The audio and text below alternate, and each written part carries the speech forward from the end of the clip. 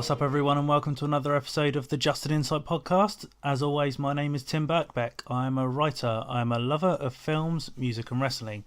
But most importantly of all, I am your body and vehicle through this podcast.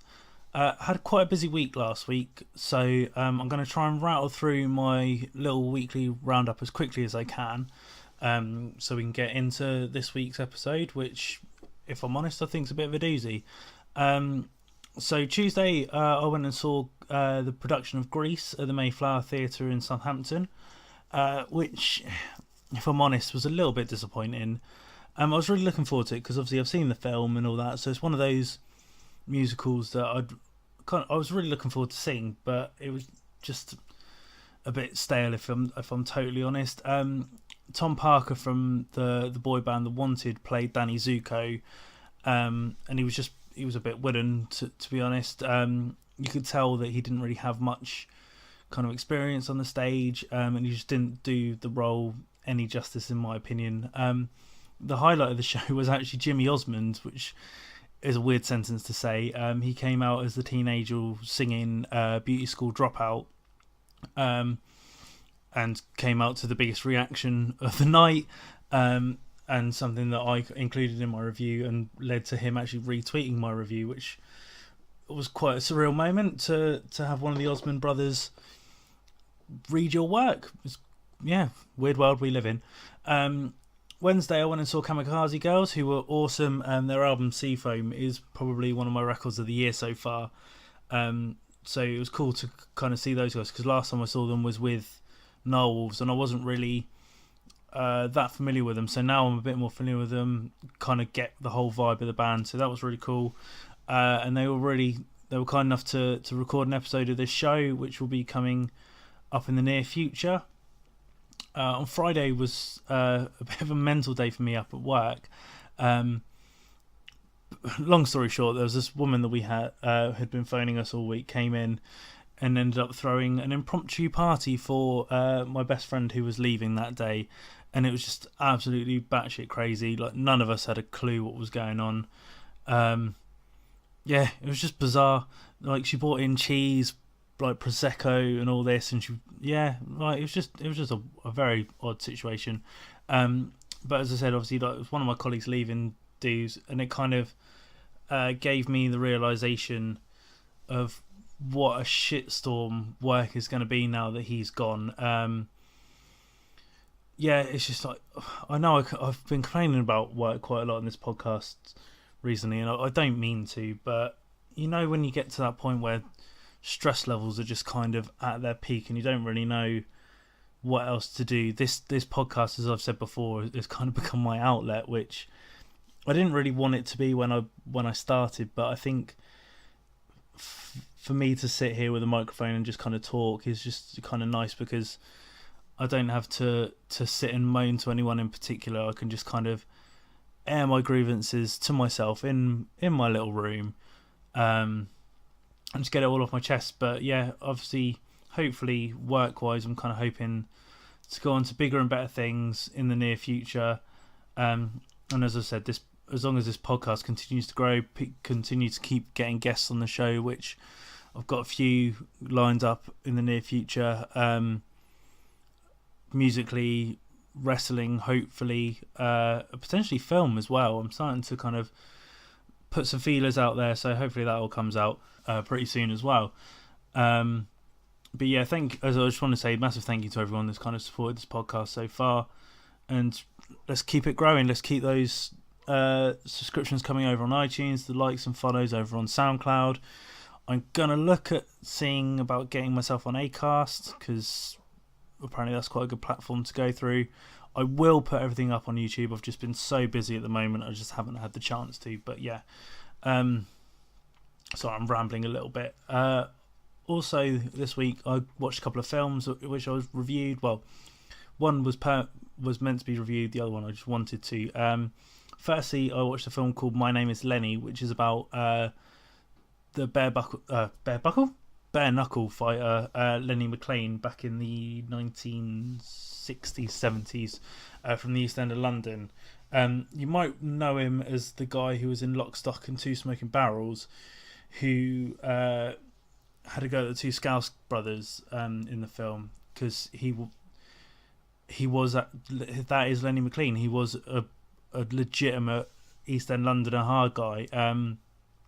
But the film's all about kind of his rise into boxing, the demons that he kind of struggled with.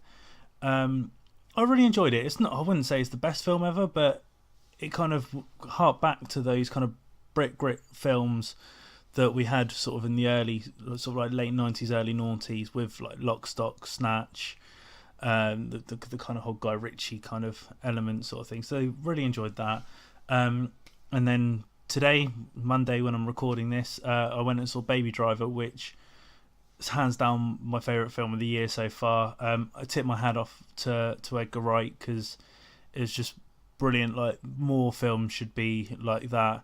Obviously, there was a few sort of flaws in it, but I think from start to end, it had you kind of gripped with the excitement of the action and the story in it. So yeah, really enjoyed that.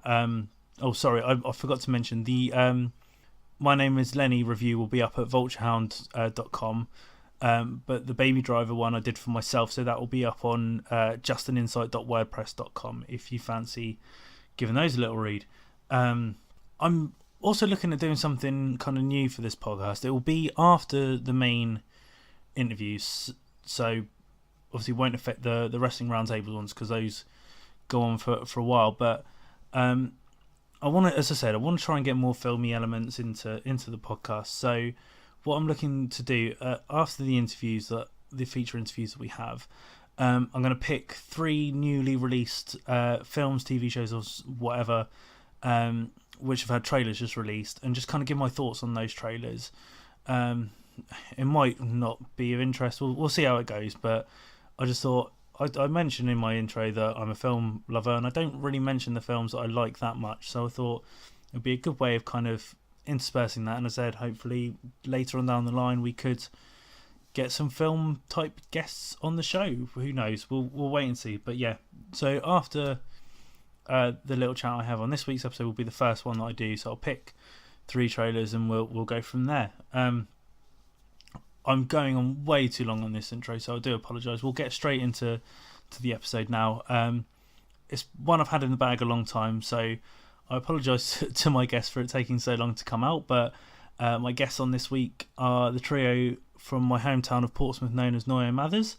I caught up with them on a rare time that they were playing in Portsmouth. Got to sit down with Jamie, Toby and Dan and just discuss things about the band. They're a band I've known for a long time.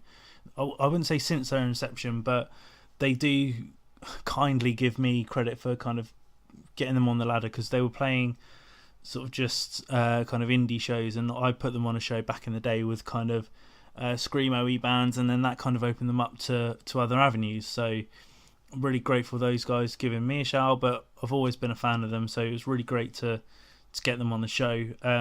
We get talking about how they're going to keep on going despite Toby being in a different country, Dan potentially being in a different country at some point, their recording experience over in America, and just kind of how the band has grown in general. So enough of me talking. Please sit back, enjoy the chat I have with Dan, Toby and Jamie, and I'll see you on the other side.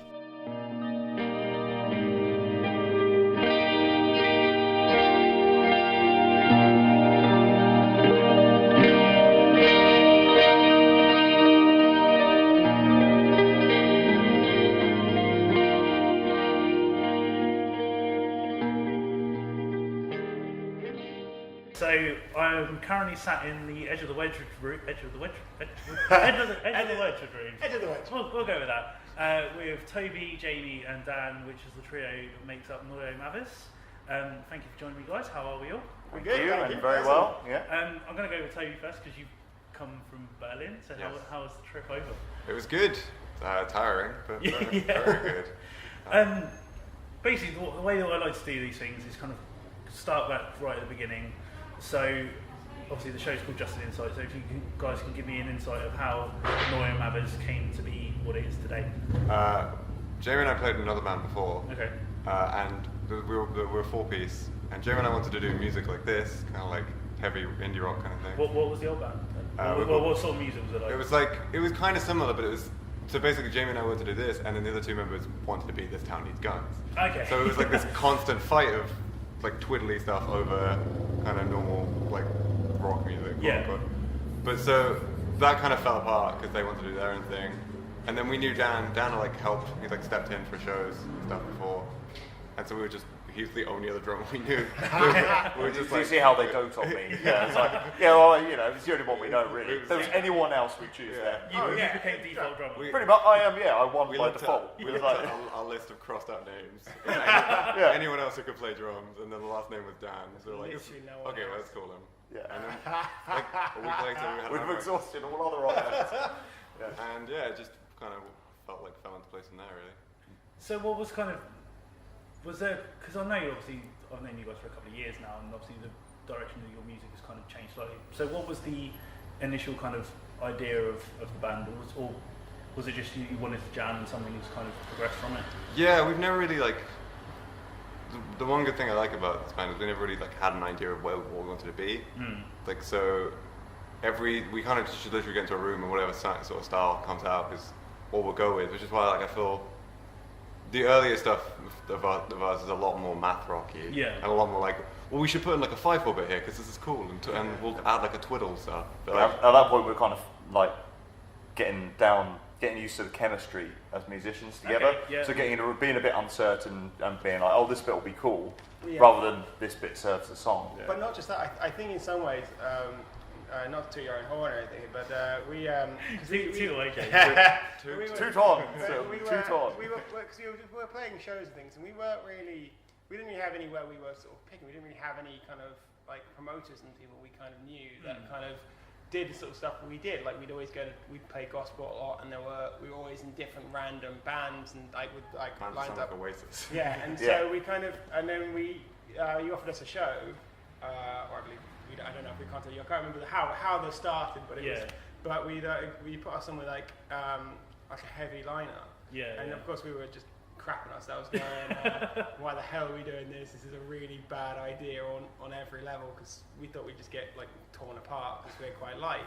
And I think from there, when people actually liked and started reacting to it, found like our niche. And we kind of, I think from that we kind of, I think that slightly influenced us to be a bit more heavy because we got to be a bit more. But then that brings up the point that we're kind of, in terms of genre, in terms of fitting in with the lineup, we're kind of transient in that sense. We can kind of like shapeshift our way into gigs because we can not I don't want to say cater to different kind of audiences. But I think there are elements of our music that could possibly appeal to different. We have like a heavy set and a light set. We do switch it up. We're all better to deploy the heavy one this time. We do have like a set of songs that we think like, the kind of bands we're playing with are not quite like as heavy as we usually play with. We can like throw in a few more like quieter songs. But we don't. So we can definitely like kind of change it up depending on what mood we're in as well. But I think we don't actually have. When you say that, like it makes it sound like we have like. An A set and a B set that we sort of play from. That's it. These are the ones one we or play the other. and they can't be changed to the other. But we have actually a lunch menu and a dinner menu. And a la carte menu of but we basically we pretty much know all our songs. So we practice them all majority. So we say an A and B set, but really we kind of just. See the night, we kind of see how it flows. So you tailor it to... but we never it's kind of how we feel. We never really write set lists. On stage, kind of one of us will just shout. We never write set lists. We have like a vague idea, and we know what songs we don't want to play. We'll start the night and be like, I'm not playing that song tonight, there's no way. But other than that, it's just whatever we're in the mood for. Yeah. And like, you mentioned obviously kind of playing like mixed bills and things like that. Do you think that's kind of helped you kind of shape you as a band? Because I think within the Portsmouth scene itself, like I kind of view you guys as kind of like a hidden gem sort of thing, because like you kind of mix in with everything, and there's still, unfortunately, there's still people that don't know who you guys are, but when people do kind of listen to you, they're like, fucking hell, this is awesome. Thanks. So like, do you find that playing those mixed bills has opened you up to people that may not necessarily have ever listened to you in the first place? Oh, for sure. Yeah, like I mean, but that's the thing that you're like when we put on the heavy shows, like we wouldn't have ever been in our audience, so like ever, we would never have even considered going into that part. Yeah, we'll play with some lineups that are a lot more indie, and people still can kind of enjoy it because it's not like there's elements of everything without being like a bad jam band. Yeah. You get those bands. We're not Fish, basically. Yeah. We can only hope to be one day. Yeah, exactly. I mean, that's our eventual goal. But at the moment, we're not Fish. There are some bands who just do like, this is a ska song and this is a rock song and this is Yeah. a punk song. This is our cover. It's not that, but like you can kind of take a bit of it. The one thing I think is I really appreciated from playing different lineups is like not sounding the same as everyone else. And I mean, I don't mean like we're the wholly unique, but like but you go like some nights you go and see like a show and it'll be 4 bands and every band sounds of course. Sounds like fucking Minus the Bear or something. Yeah. It's just like it's cool, but the first band you're like this is great, and then by the last band you're just like I'm bored. Yeah, I wanna go home. Like so like playing with every band, we can kind of go like, oh, that style of music is really cool. We should try and it can rub off on us. Yeah. Like just seeing so many different styles of bands rather than just seeing the same hardcore bands every show. Yeah. Like, and that's not bands' fault, but like some promoters are just like, oh, you sound like a hardcore band, I'll put you on a hardcore. Yeah, of course. Yeah. Rather than like thinking. I think the benefit of the Portsmouth scene is it's kind of so small you can't really afford to have like niches. Yeah. Like, no, like a promoter can't really be like, I'm only going to put on hardcore bands because there's only like 6 hardcore bands. You're going to have the same bands all the time, so you need to kind of mix the lineup. And eventually they either break up or they go off touring somewhere else. So you kind of you lose out a bit. But And I remember because obviously Dan and Toby, I spoke to you guys. I actually looked this up. It's probably about a year ago when I did the little thing from when I used to work at the news, and kind of look back at like my notes I have from that. One of the things that you brought up was obviously the EPs that you did was kind of you treated it as like almost like a companion piece for each one. But obviously now you've released the full length. So is the full length a continuation from the EPs, or do you treat it as this is the next stage of Noyo Mathis? I think it's the next stage. Yeah, I feel like we did 3 EPs, and I feel like it was the last EP was like a nice little full stop because we kind of. This is going to sound so pretentious, but proceed. Yeah, we had like a 2-track demo, and the song called Daughters from that we used on the new EP. Like it's a song we really liked, and it kind of it never got the full recording we thought it deserved. So we re-recorded it for this EP for the last for Endure, and I felt that was like a nice little kind of full circle. Yeah. Of and that so that it was that EP felt like a full stop to me, and it was like, well, that's that stage of our band done, and then the album is like the next phase because it's not the album. I do feel like doesn't really sound like the EPs have a through thread, and I don't think the album does. I think lyrically, definitely.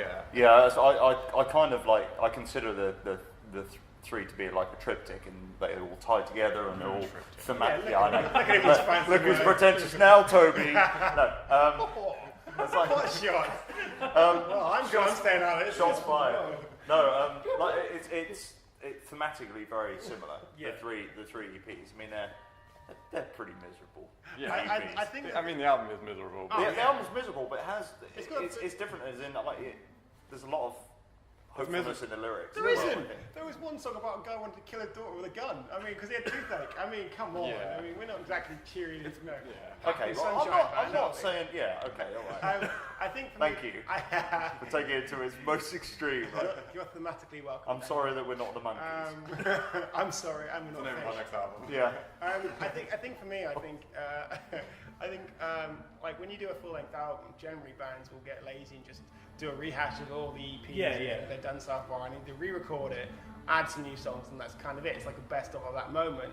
And like that an EP with an old song. And it's just feels like for us, really, we didn't want that. We wanted something just again, it was like the EPs were just that's closed off. That's the discography of so far of that moment. Yeah. This is the new moment. This is what we've been building up to. Because it took longer for us to do it, we kind of had longer to kind of play around with songs, play around with ideas.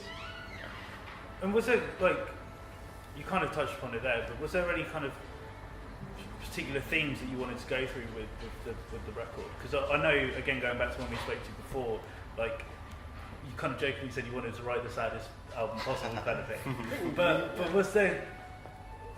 Because I think with a lot of bands, it's very easy to go oh, well, this is our political song, this is our angry song, this is our such and such song. But I don't know, listening to it, I don't feel that kind of comes across. So I don't know. I could be reading that completely differently. No, it's more like. So basically, the first song we wrote for the album is a song called Blue Honey. Yeah. And it was kind of important in two ways for me. One is there was no real like twiddly bits. No bit that I thought like with a lot of other stuff is like there's like when I listen back to the old EPs, there's a bit that's like that bit feels like we put it in because it was like a cool moment rather than like fit the song. But so that was like it was kind of a fairly straight rock song, which kind of felt like. Well, this seemed like more thematically different, but then also lyrically, it's about a comedian I really liked who died of like a heroin overdose. Okay.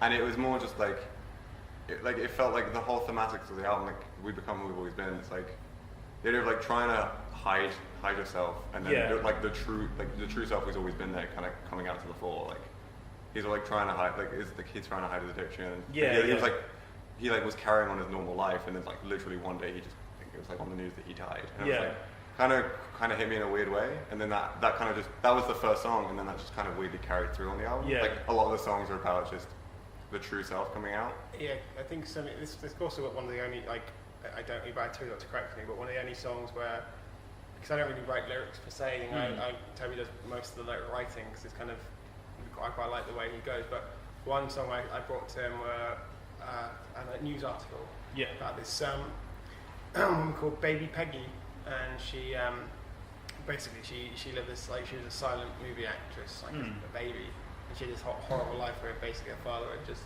like they sort of run away with a lot of money, and the father basically was so mad that he like is so crazy that like basically he had toothache, he'd like get a gun out and threaten to kill his whole family and things like that, and she'd like there was a whole building set on fire and she had to escape it as part of the film. At 4 years old. And they just literally set on fire.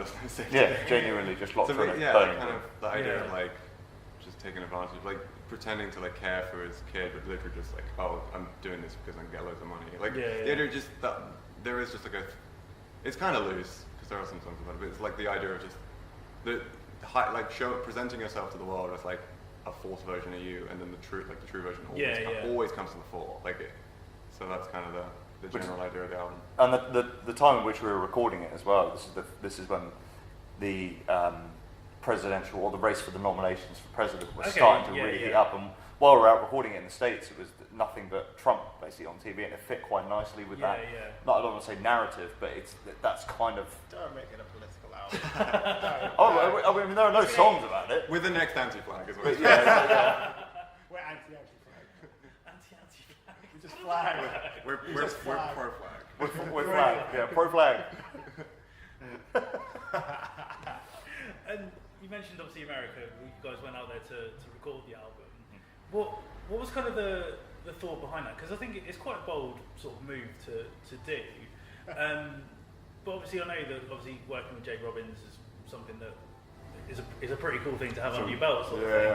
So was it a case of you just thought like we need to do this to kind of have that experience, or was it just the fact that sort of the cards all fell into place? Well, I was going to say it's one of the only times that like because when we were thinking about it, Dan had suggested the idea, and we were like, no, we do. I was very hesitant because for me, I never knew Jay Robbins. I never really listened to. I mean, I knew some of the albums he produced. You knew the body of work, but you didn't know him. Yeah, I mean, not all of them. It was very much someone I'd never heard of before, and Dan saying this guy, it's kind of like, hey, put your trust in something I know like this, and go like, and it sounds something. I'll never see you wrong, Jamie. No.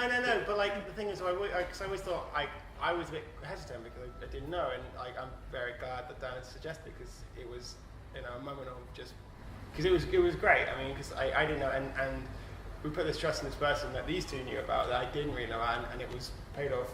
Yeah, like, it was more of a thing of like for me it was more of a thing of like we recorded the 2 EPs before the album at the ranch in Southampton, like the place every band goes because it's amazing, and we loved it. Like, but it was this felt like a new thing, and we had an idea of just like, wouldn't it be fucking rad to work with someone like legit, someone famous and stuff, would feel like a real band. Like not, I don't mean that against the ranch, but you know what I'm saying. Like it's, and it was more just like, well, we had 3 people to email. Like we'll email Steve Albini, Chris Waller from Death Cab, and Jay Robbins. Like, and if none of them go back to us, because like we've heard all three of them kind of do work with small bands. Yeah. Like, and then none of them get back to us, then we will just go, we'll do it at the ranch. Yeah, like, yeah. It's still going to be amazing at the ranch, but it's be a hell of an experience. And then like Jay got back to us. Yeah. And it was like, yeah, we sent him some demos, like this is rad, come over. And yeah, it was more of an experience, just to say we did it and to be with, like, to have recorded with him, even if like it comes out and the only person who hears the album is our mom.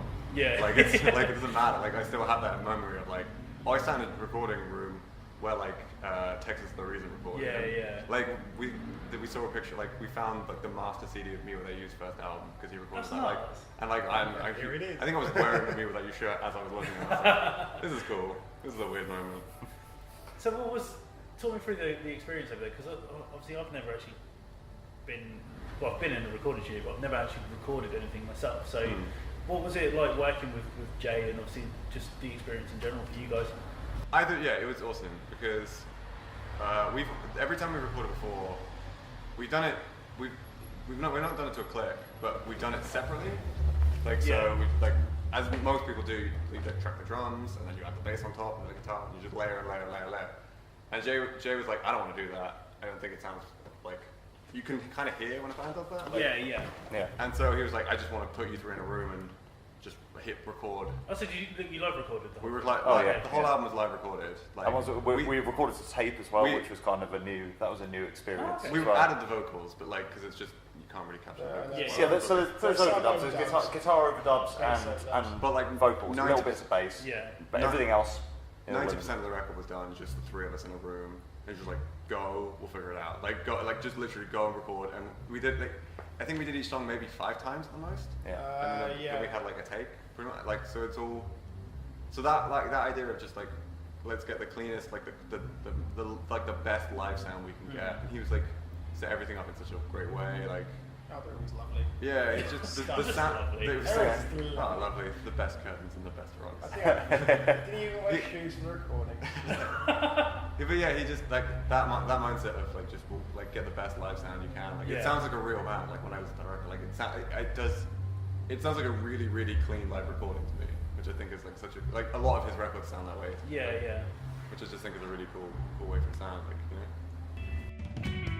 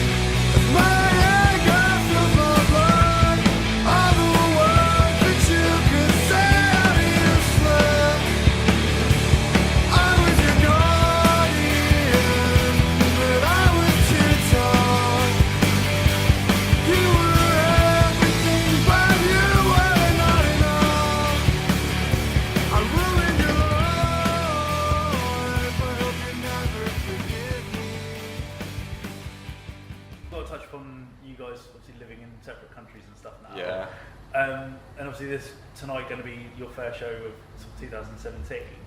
So what was, obviously I know circumstances with yourself to be kind of forced to move out. Dan, you are moving? I am on the brink of moving. I don't know when it will be yet, but to the States. Maybe not this year? So possibly not this year. Depends how it goes. So, and JB, still repping Portsmouth? Yeah. So, well, how did the conversation band-wise kind of go? Because obviously, like... Lots of memes. But, like, obviously... What's the next step? Well, it's not necessarily what's the next step, but just because obviously that conversation is, I'm assuming it's got to be quite a difficult one. So what kind of made you say, like, look, we're still, even though we're not necessarily in the same country, we still want to continue to be Noyo Mathis? Yeah, I mean, because it wasn't, without getting into too much detail, because I've become so incredibly well versed on immigration law, I can speak for hours and it's so boring. I didn't really have a choice of being in England anymore. Like, with my wife being from America and England being incredibly shit when it comes to immigration, I had to move to Berlin in order for us to be together.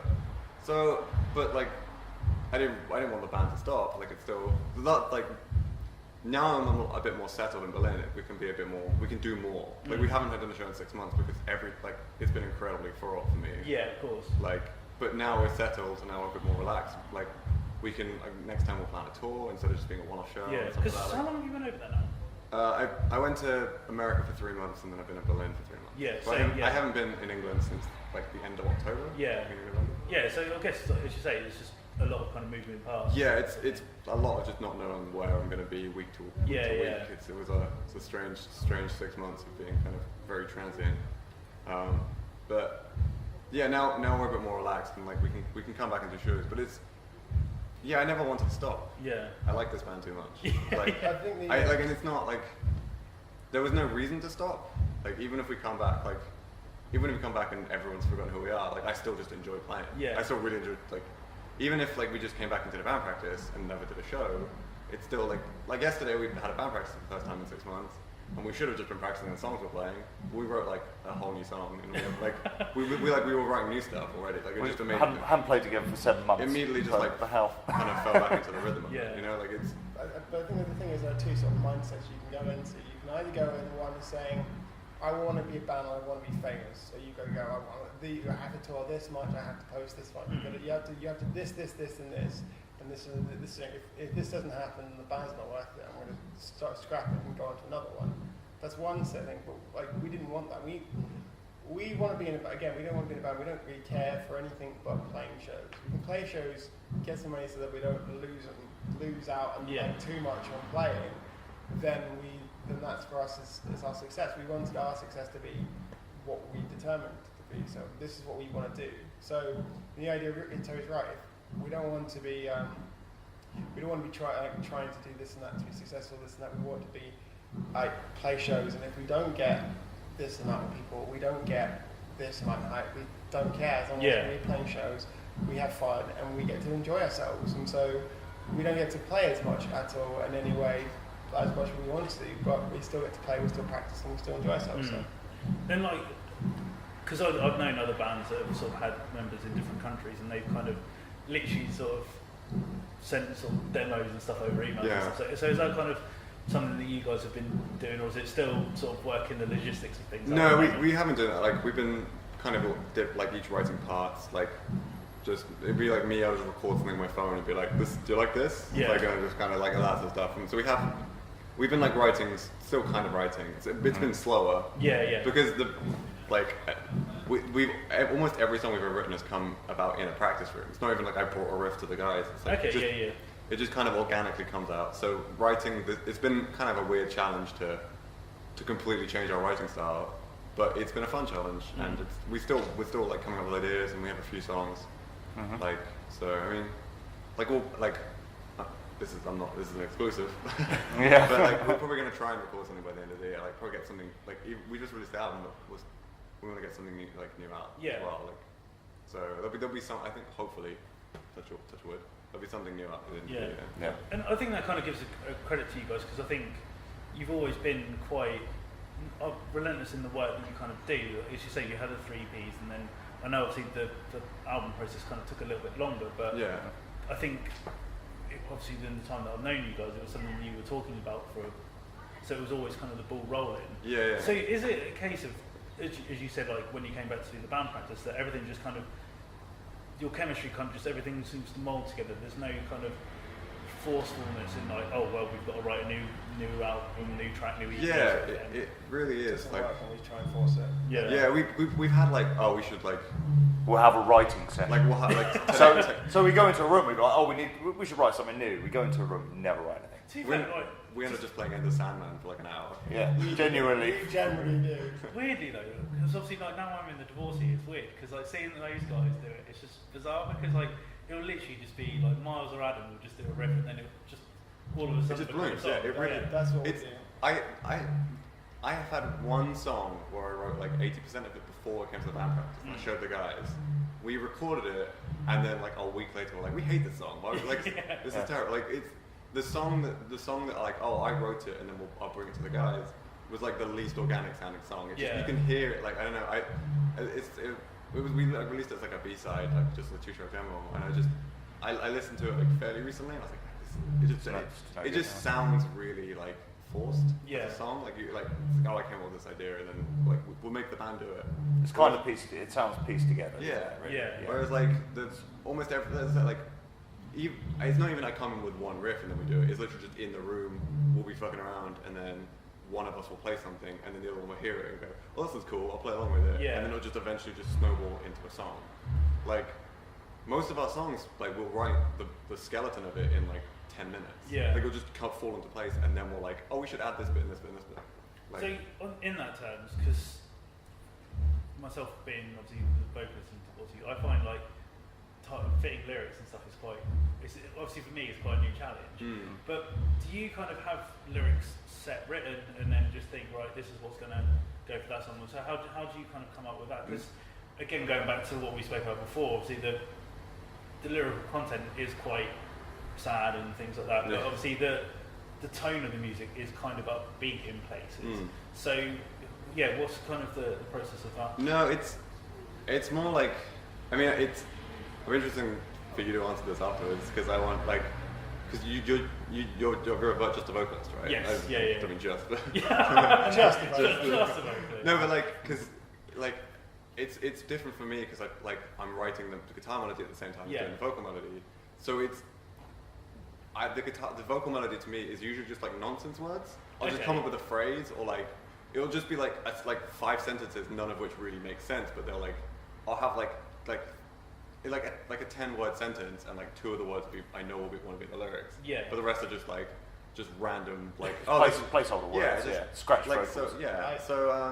But so I kind of get phrased, and then in doing that, in like just letting like my subconscious sing over it, it kind of gives me the theme. This sounds fucking pretentious. No, but like I'll just have it, and then like I'll get like a very basic chorus. And like, oh, this is like the rough idea of what I want the chorus to be, and then I'll just like thesaurus it up. like I'll just like so. But when you're doing it, when you're hearing the band play the song, do you do a similar thing? Do you have like a rough set of lyrics? See, for me, like I kind of, as I say, because it's quite a new element for me. Like I still physically write lyrics out, but then once the song is sort of constructed, I'll work around and sort of cut and paste almost. So that's kind of the way that I do it. But I guess everyone kind of. It's definitely different. I don't really ever remember my lyrics, like ever. I like when you do your lyrics. It makes me happy because I just see you playing bass, and all of a sudden you just be like, ah. So it's like, James, I try. But obviously you mentioned kind of you've already started a writing process as such for new stuff. So I guess there's still, I don't want to make this kind of down, but there's still obviously legs in Noyo Mathis, and you still want to continue doing it. And we're not dead yet. No, I do. Still a beating heart somewhere. No, but obviously, like as mentioned, obviously the elements of you guys, Dan and Toby, being in different country, and Jamie will all be in different countries. Like, there's still the drive to want to continue it and so on. It's more. I think we'll just keep doing it until we just physically can't anymore. Like until until it just gets too. You make it sound like we're old. We can no longer play. Until brittle bones. Until my hip falls. I think we have to at least stay together until this podcast is out, unless like we really we're gonna break the recently deceased Noyo Mathis featured on this podcast. There's still life in these old bones. Band keeps going. Next day, band stops. That's an inside podcast breaks up band. But just want to bring it back to tonight, because obviously first show of 2017, you're doing it with just kind of friends and stuff. You haven't got sort of outside bands and stuff, but you're also raising money for charity.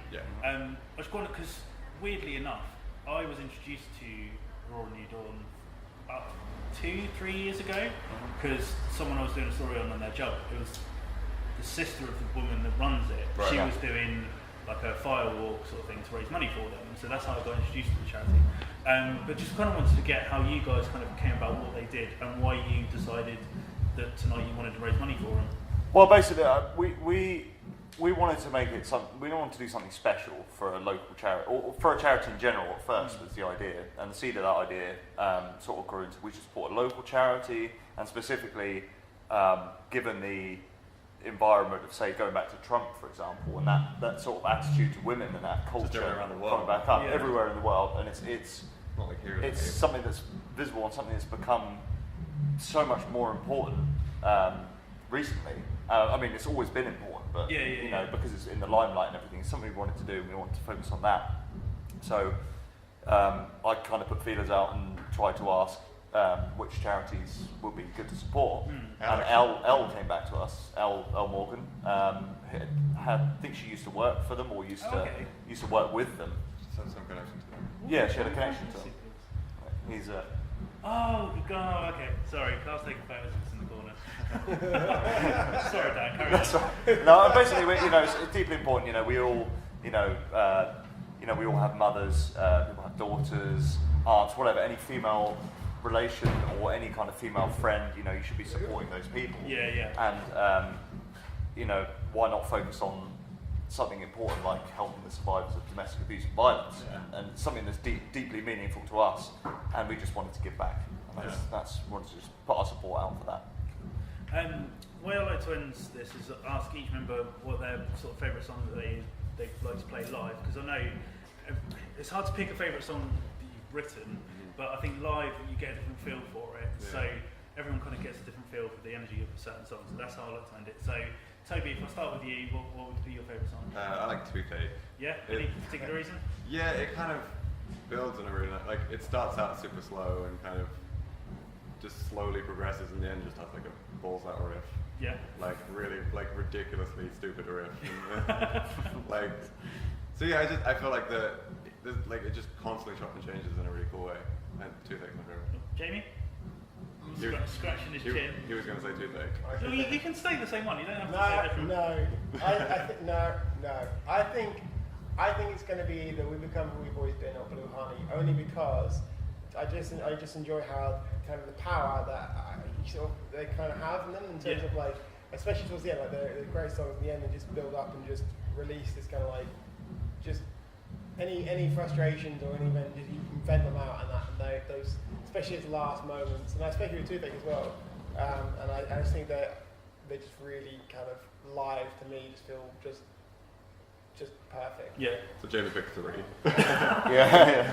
He's always got a bit difficult. I have. And Dan, yourself? For me, it's probably the lead track on the album, the lead-off track.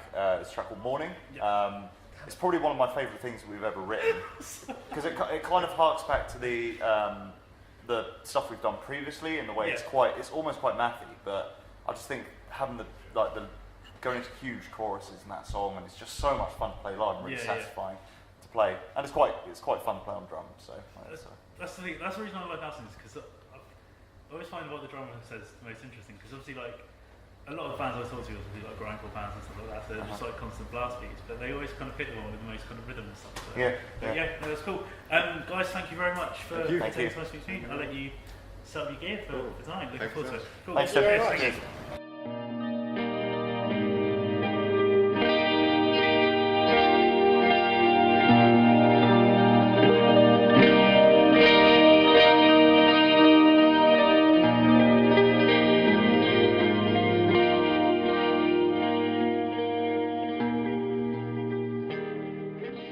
So there we have it, folks. Massive shout out to the guys from Noyo Mathis for joining me, and it was really nice to just have a chat with those guys. As I said, known them quite a few years now, and I never really going to get all 3 of them in the same place at one time. Like, I'll have a chat with Toby, I'll have a chat with Jamie, I'll have a chat with Dan, but never the 3 of them together. So that was really cool.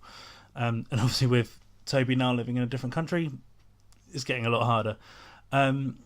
During the little chat we had, we mentioned that the show that they were playing was for the charity Aurora New Dawn, and the show actually managed to raise more than £300 for the charity, which was absolutely awesome. You can learn more about what the charity does. Especially if you're living in Portsmouth or the south, they're a really good charity to support. But just in general, please go check them out, support them. You can head over to their website, which is aurorand.org.uk. I'll put the correct spelling and everything in the description of this episode. As always, you can keep up to date with what Noyo Mathis are doing over on social media. On Facebook, it's facebook.com/Noyo Mathis. On Twitter, it's @Noyo Mathis. And on Instagram, it's Noyo Mathis, which is all one word. So yeah, as mentioned at the top of the show, I'm going to do a little kind of trailers review. So I'm going to go straight into it. As I said, I'm going to pick 3. So the first one I've picked is the trailer for the new Jumanji film, which is called Jumanji: Welcome to the Jungle, starring Dwayne "The Rock" Johnson, Kevin Hart, Jack Black, and Karen Gillan. So here's a brief snippet of that, and I'll give you my thoughts afterwards. Wow, this is a fun group. Welcome to detention. Spencer, Bethany, Fridge, Martha. You're all here for a reason. Hey, person walking. You should be thinking about who you are and who you want to be. You'll have plenty of time to figure that out while you're cleaning out the basement. Are you gonna help, or are you too pretty? I'm too pretty. Yo, what's this? A game for those who seek to find a way to leave their world behind. Jumanji. You pick a character and you're that person in the game. Which one do I pick? I don't think it matters that much. Bruce Finbar. Sounds like a badass. I'll be the curvy genius. Dr. Smolder Bravestone. I guess I'm Ruby Roundhouse.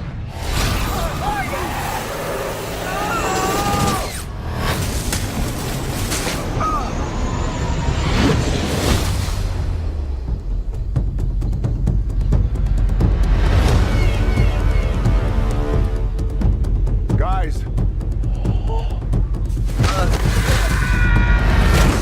Look, me. Ow! Where's the rest of me? Oh my God. Fridge? Yeah, I'm Fridge. Who are you? It's me, Spencer. Who is she? Martha? Why am I wearing half a shirt and short shorts in the jungle? I think we got sucked into Jumanji and we become the avatars we chose. So that means Bethany? Oh, wait, Bethany, don't look at it! No! I'm an overweight middle-aged man. I don't have my Claritin, and all I see around here is pollen. Well, I don't have the top 2 feet of my body! Damn, that is a man right there. Don't cry, don't cry. Don't cry, it's gonna be okay. Welcome to the jungle! This is a video game, which means we all have special skills. Why am I running so slow? That was so intense. I can't even with this place. Watch your step in here.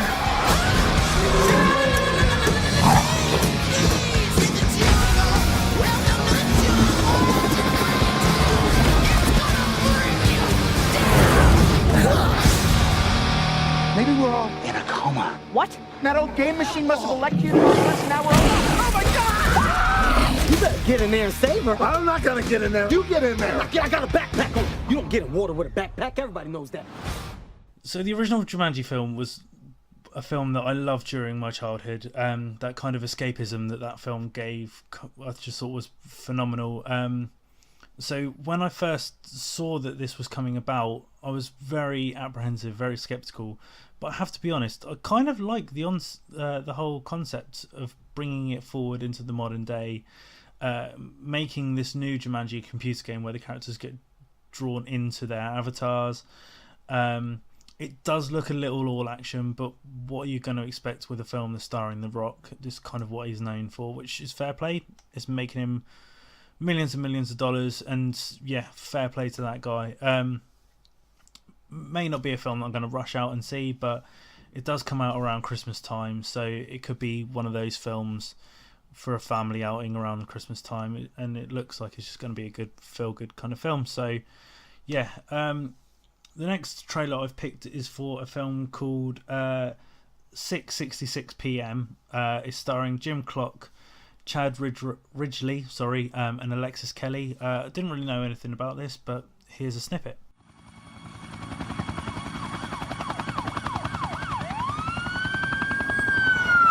This is the police. We have you surrounded. Come out with your hands up.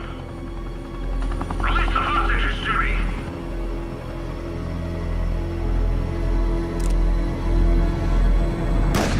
Action. We're here on the Beck property, haunted site of numerous grisly murders. Just don't get it, do you? The spirit is evil! evil! The spirit has already shown some displeasure with us being here, so we have to be very careful. Ow! What the hell? Okay, no one's gonna jump out of here, though, right? This guy's breaking all the serial killer rules, Cheryl. Not underestimate Timmy Beck!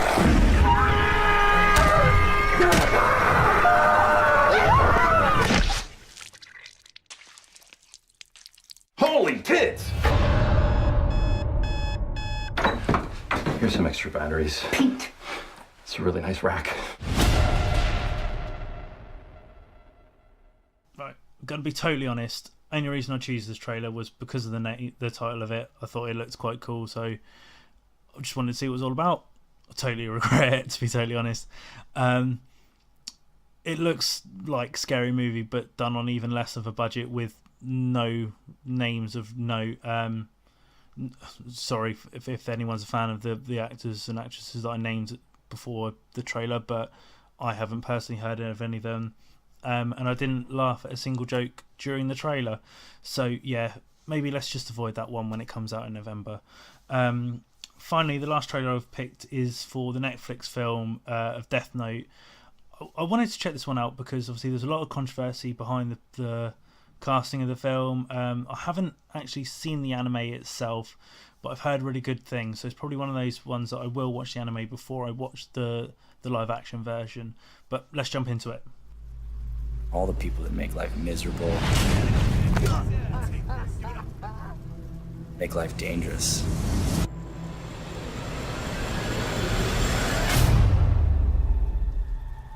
What if we can change things?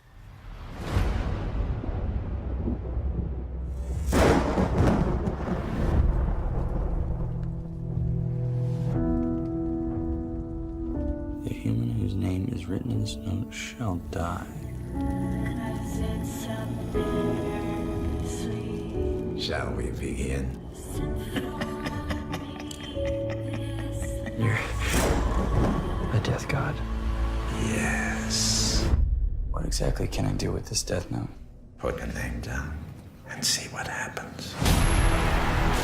It's not gonna solve a few crimes. It's gonna solve all crime. Do you think that I'm crazy? I think you're not crazy enough. We could change the world.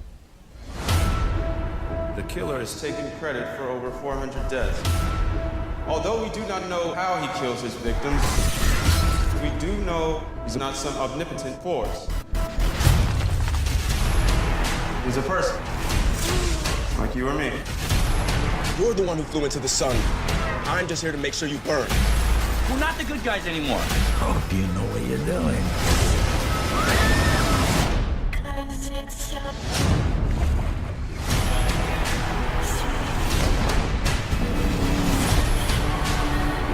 I promise you, you will not survive.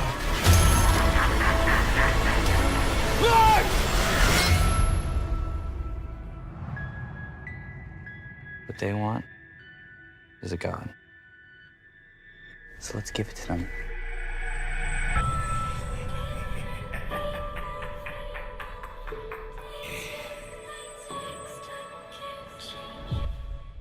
Understandably, you can see why people were a bit annoyed with the whole quote-unquote whitewashing of it. I think through the whole trailer, the only kind of Asian person you see is somebody being beaten up. Obviously, all the leads are either white or black, but that's by the by. It's not my place to comment on it. On the surface, it looks pretty cool, and I think after the success of Ghost in the Shell, it's opened up for a lot more kind of live-action anime remakes. As I mentioned, I haven't seen the anime of Death Note, so I don't know if this is going to do it any justice or not. With it being a Netflix film, it may kind of get lost in the shuffle a little bit, but we'll wait and see. Willem Dafoe as the voice is Riku. I hope I've kind of said that right. It's a nice little touch, but yeah, it's definitely one that I will check out. It comes out on Netflix on August 25th, so if you're into that sort of thing, keep an eye out for that. So yeah, that's the kind of end of this new little segment that I'm hoping to introduce. Let me know what you think of it. If you like it, suggest some trailers that you've seen. I'll go check them out, and if not, just give a shout out, be like, Tim, what the fuck are you on about, shut up. Head over to Twitter, it's at @just_and_insight as always. You can use the hashtag JAIPod to give us any shout outs or any information. Next week we're back on the WWE road for the Great Balls of Fire pay-per-view, which I'm kind of looking forward to. I'm looking forward to seeing how Samoa Joe and Brock Lesnar goes, so we'll keep an eye out for that one, and I'll obviously get our normal guests onto that one. But for now, ladies and gentlemen, thank you again for joining me on the Just an Insight podcast, and I will see you soon.